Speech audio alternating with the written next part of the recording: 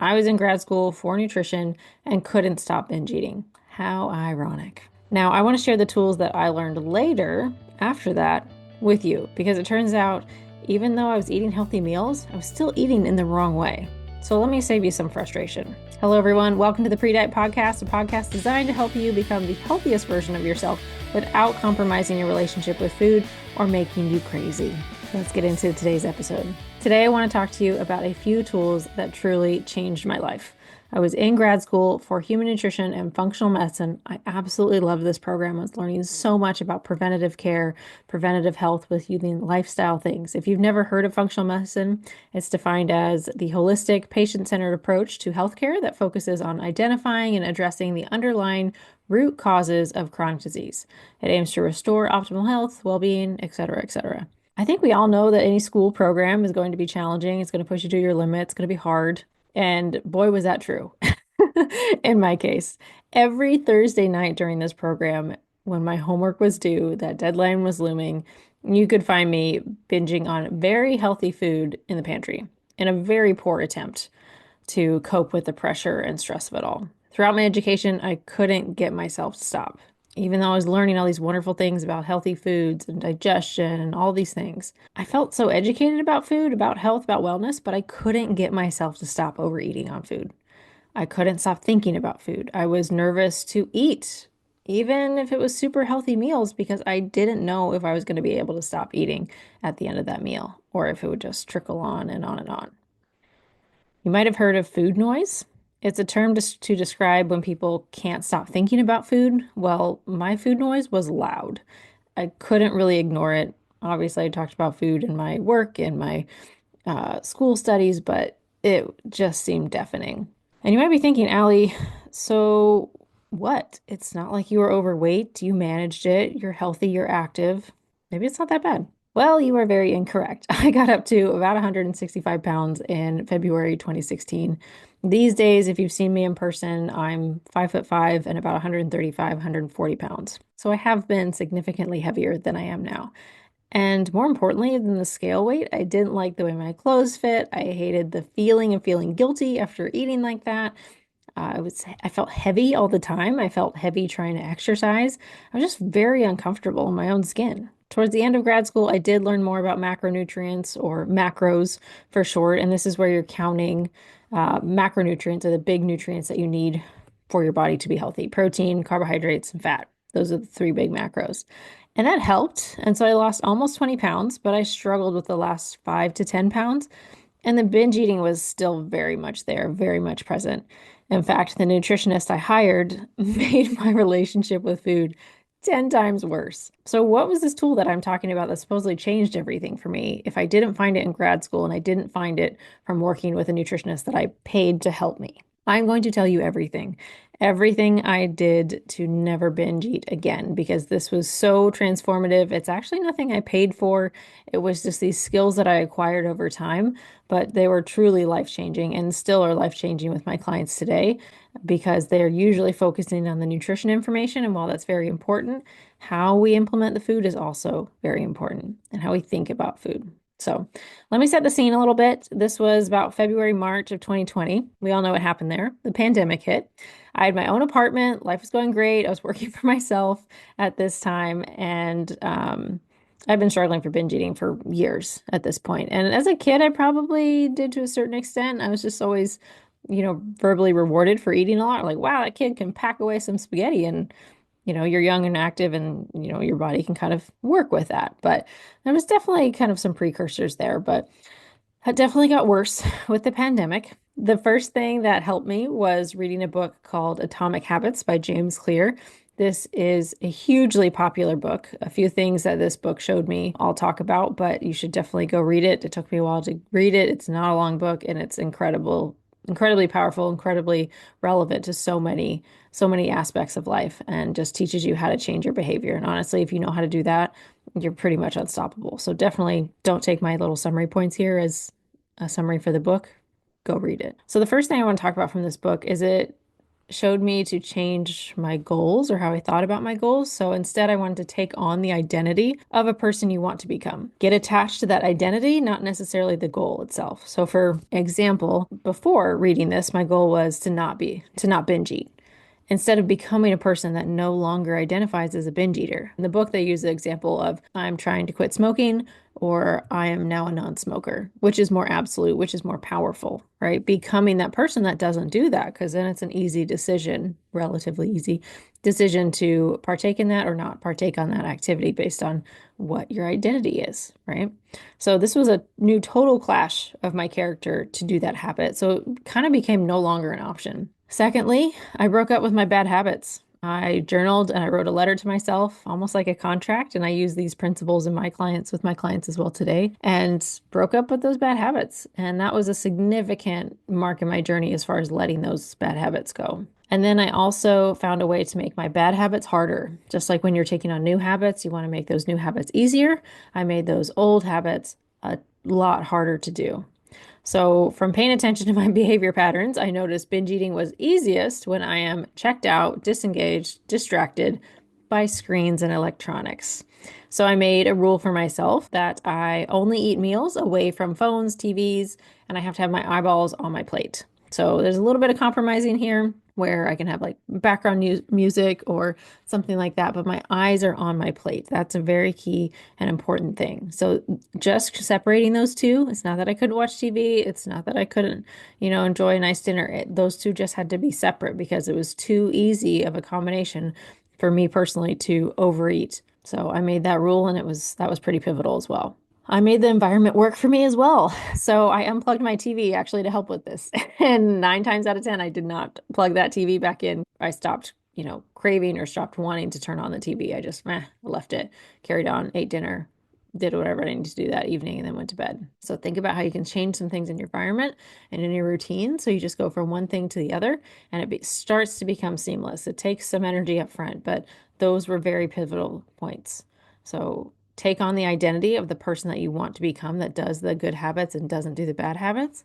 Break up with those bad habits. Find a way to make the habits harder, the bad habits harder, and make your environment change to make your new habits easier, your new good habits easier. The next stage of learning came from learning better mindful eating habits.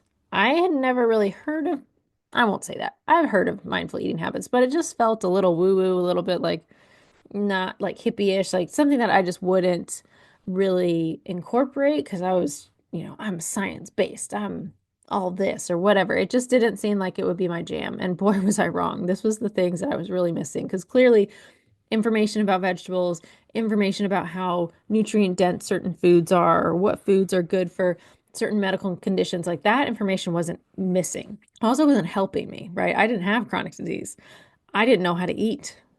That's what it came down to. I didn't know how to eat my food in a mindful, healthy way, even if the food itself was healthy, air quotes, healthy on my plate. It didn't matter. It didn't matter if it was broccoli or brownies. I still didn't know how to eat it in a relatively mindful way. I didn't know what moderation was. The next stage of this, these mindful eating habits gave me something to do, something to focus on while I was eating instead of just thinking, don't binge, Allie, don't binge, don't binge, don't binge. That was a terrible thing to think. That is just not helpful in the slightest. So instead, I focused on simple but adjacent actions that made these things easier on me. Like, I already mentioned one, but no screens.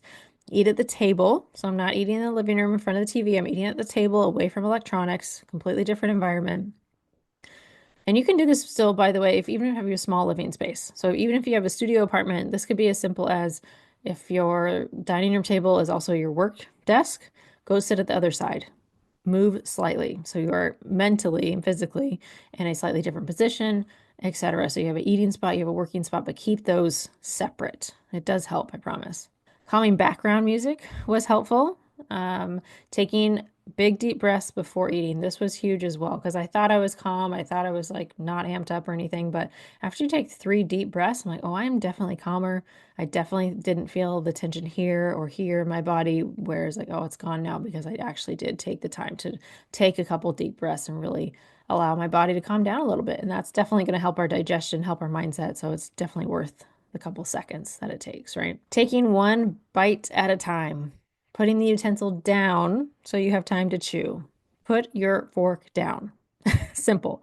Simple things to remember. Put your fork down, chew a little bit more, chew a little bit more than you want to. If you want a visual, I don't know if you want a visual. Chew your food until it's almost liquid. That's when the bite is like mechanically almost digested. So then you can swallow, take the next bite. Don't pick up your fork until you're ready for a new bite. A client, a very wise client of mine said once, I already have food in my mouth. Why am I putting more food in my mouth? When you put it like that, it seems kind of silly. So we got a good chuckle out of that. But take one bite at a time. Take your time. Chew your food. Savor it. Enjoy it. Check in halfway through your meal to see if you're satisfied. See if you're full. See if you can stop eating. Those are kind of on a scale, right? We might not need to be full. We might be satisfied and like, okay, I can stop. I've had enough. I'm no longer hungry. Let's stop. This can kind of be difficult. I think I had a kind of fear of being hungry when I was in the thick of this. And just kind of unpacking that and how funny that sounded because I had abilities to get food. My food source was not scarce. That was not a logical fear that I needed to have, but it took some time of like, I think I'm actually nervous of being hungry, which is a little bit silly now that I recognize it. So when I'm learning this new skill of my eating mindfully, possibly eating less, which kind of sends alarm bells off in my head, it's okay. If I mess up and mess up as in I'm hungry within an hour or two, I can have some more. This is especially true when we have food left on our plate and we don't want to waste it. Put it in a little Tupperware container if you can. Even if it seems like a couple more bites, it's a great exercise to leave a couple extra bites on your plate. And honestly, those little bites that are left are great snacks before your next meal. I love to do this for lunch. It does kind of drive my husband crazy because he'll find tiny little Tupperware containers in the fridge of like a couple bites from lunch. And he's like, why don't you just finish it? But then that's honestly my snack before dinner, and I can have a snack before dinner, a couple bites, holds me over, then I can make a great balanced meal for myself. So honestly, that is a huge tip that helps a lot of people as well. It might seem a little crazy at first, but is a fantastic exercise in stopping before you are truly too full. So check in halfway through your meal, see where you're at. Another one, this suggestion is not going to be popular. Eat on camera. So I found this out because of my job and needing to appear on social media, have clips, have what they call B-roll as far as like just clips of things, right? So I film myself eating, but I also film myself eating kind of to see, do I put my fork down? Do I check out? What are my behaviors like? But it's also really uncomfortable to just stare at yourself and eat on camera. I don't know who would really enjoy that. But it was really eye-opening and it made me self-conscious to the sense or to the fact that I was like, I'm not hungry anymore. I can stop this. Like I'm uncomfortable and I'd rather just be done with this meal. So it kind of gave me another focus, even if it was making me kind of semi-uncomfortable and feel weird. So I found myself stopping the meal sooner. So this was a kind of tool of like, okay, I'm done. I can be done with this. So take that for what you will. I've also heard that from other people, but I do want to mention another tool that I did not get myself. This is not mine. I will do my best to try to find the episode that of the podcast that I'm referencing here, but marbles in an urge jar. So this is from the School of Life podcast by Brooke Castillo. She's a life coach. And basically, I had two glass jars. And in the episode, she talks about basically creating a visual representation of you building your discipline and building your, strong, increasing the strength of your will, right? So basically, for every urge that you conquered or didn't cave to, you put a marble in the jar. So for me, for every meal that I ate mindfully, and I defined that for myself, which was no screens and eating at the table, that was pretty much it. I would put a marble in the jar, and that jar got bigger and bigger and bigger and bigger, and I would see all the marbles adding up. And for me, that was really motivating. It was an awesome representation of how many times I'd eaten mindfully, not in a binge eating way. And seeing those marbles every day was so motivating. And it was something to celebrate. And if I'm being 100% honest, it was honestly something for my hands to play with while I'm trying to chew my food and put my fork down and follow all these things. Because there's a lot of kind of time and space between, our thoughts and eating and all this kind of stuff. But I highly recommend this. It was a nice kind of, honestly, like centerpiece for the table. It was fun to play with. The marbles are pretty. Multiple benefits here. But so I highly recommend you listen to that episode. I will try to find and link that from the School of Life podcast. But another reminder that I kept around and in view all the time was a letter I wrote myself. So I referenced that breakup letter essentially. It was a letter written to myself. I taped it to the inside of the cabinet cupboard as a reminder, and it almost became like a contract for myself. It was really, really powerful. So I'll read it here. I have a picture of it. It's saved on my phone. I probably have this piece of paper somewhere, but I took a picture of it because it is just so powerful. So I wrote this to myself on the 6th of March, 2020. And it says Atomic Habits at the top. And the first line is, I don't want to binge eat anymore. I don't want to be that person that binges to fill a void when they are bored, sad, lonely. This is not my identity. I am more than that. These experiences have shaped me, but that is not who I am anymore. I can have a good relationship with food. I will have a better relationship with food. I love myself. Sometimes I feel like an imposter considering my job, but I know that is not my truth. I can help others while fighting my own battles. That doesn't define me. I define me, and I am not a binge eater. Allie. I haven't read that for a while, actually. That was a little bit more kind of impactful than I thought, but still all true. Still all true. So, what did I realize from all of these changes? I started to reevaluate the true value of food. I realized that food cannot make me happy long term. Food does not fix my sadness. It does not fix my loneliness. It does not fix my anxiety, stress, other troubles that come my way. Food does not reduce my stress levels long term. Definitely does not. It is very temporary. If you were to think about the lasting impact of, the food that you choose to try to fill the voids and provide that comfort. More food does not make me feel better. More food does not make me feel better. Usually quite the opposite, actually. But it does take saying these things out loud for them to really sink in. And unfortunately, sometimes it takes multiple repetitions before it really sinks in. But they are really important repetitions in thinking these things and noting these things. So they really can sink in and we can actually start to kind of teach ourselves these new habits. It made me realize how valuable other life experiences are in comparison to food. I really started to see other things had way more value. And for example, hanging out with friends, or honestly, this at this time, I don't think I'd met Jared, but the following year, meeting Jared, I found my new boyfriend at the time, who would obviously become my husband, like 100 out of 10 feeling, like way more exciting and fun and interesting and, just fun, enjoyable experience. That was like 100 out of 10. If you were to ask me, like, what is that feeling like? Pretty big, right? Eating my favorite carrot cake. What is that feeling like? And take into note when you're giving the score, the long-term effect of this. So how long does that feeling last? And what's like the magnitude, right? What's the highest, like biggest aha feeling that it provides? Carrot cake, even like the best carrot cake. Pick your favorite dessert. Carrot cake's mine. But that feeling lasts less than 5 minutes, and I'll probably give it a 10 out of 10, right? 10 out of 10 compared to 100 out of 10? No comparison. There's no comparison. So for you, this might be something else, and it might be, what is the feeling? Rate the feeling of making progress or feeling healthier or having more energy or having more focus and performing well at your job or mentally, emotionally feeling more stable. What is that feeling like? Rate that and then compare it to having whatever kind of craving that comes up for you all the time. Is it carrot cake? Is it something else? Is it random impulse stuff? Put a number on it, compare it, and then compare it to what you really want long term. And again, consider how long term that feeling is. Is it really short? Is it transient? Is it really just, a couple minutes of enjoyment of that, candy bar that you really like? Put it in context to everything else that you're working for. So lastly, I want to leave you with when a craving hits, I need to ask myself, honestly, if food will help this situation or if there's something else that I'm craving. So to go along with that kind of parting question there, which is asking yourself, what do I need, honestly, when I'm craving XYZ food? So think about that next time you have that strong craving, whether it be a sugar craving, whatever. Think about that. What do I actually need? What will solve my problems? Is it food or is it something else? All right, so I do want to leave you with some tools to walk away with. Hopefully that was helpful. Lots of resources. We have that book. We have that podcast I referenced. We have a couple practical tools. You can journal. You can, write that contract with yourself. But I do want to leave you with a couple tools. One is a mindful meals mini course. So this is a whole $7 on my website. I'll link it in the show notes, but it focuses on implementing those mindful eating habits so you can prevent overeating, prevent binge eating.